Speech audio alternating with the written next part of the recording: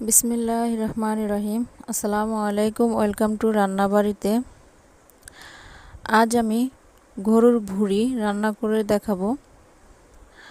আসলে যে যেভাবে রান্না করে ওটাই ওরকমভাবে মজাদার হয়ে যায়, কিন্তু আগে তো তেমন বেশি সবার পছন্দ ছিল না বট ভুঁড়িটা।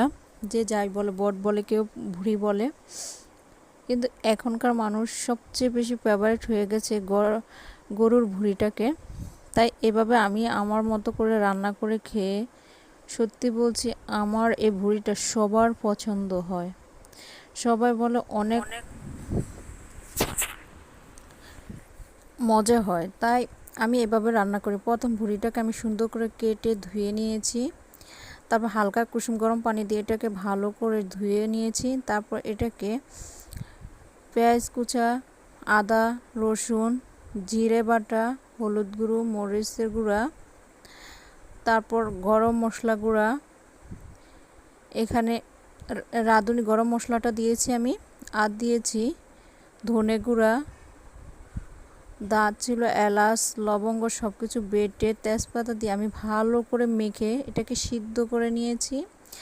তারপর এখানে আমি সবচেয়ে বেশি আমার এটাই কাজ করি, আমি সব সময় সিদ্ধ হওয়ার পরে দেয়া এখানে আমি এক্সট্রা কোনো না পানি দিয়ে আলুটাকে ছোটো ছোটো টুকরা করে দিয়ে এটাকে কিছুক্ষণ নেড়ে ছেড়ে তারপর এখান দিয়ে আমি ফোড়নটা করে নেব।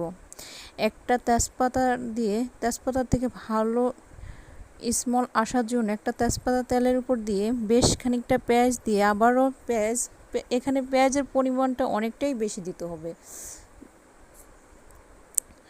পেঁয়াজ দেওয়ার পর এটাকে ভালো করে সিদ্ধ করে ভেজে নেব।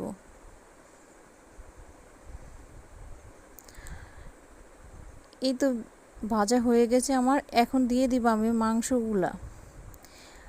আমি এখানে এক্সট্রা আলু সিদ্ধ হওয়ার জন্য পানি দিইনি, বা এই পানিটা না দেওয়াতে তেলের উপর যে ভাজা ভাজা হবে, যতক্ষণ পর্যন্ত তেলের উপর ভাজা ভাজা না হবে ততক্ষণ অপেক্ষা করতে হবে।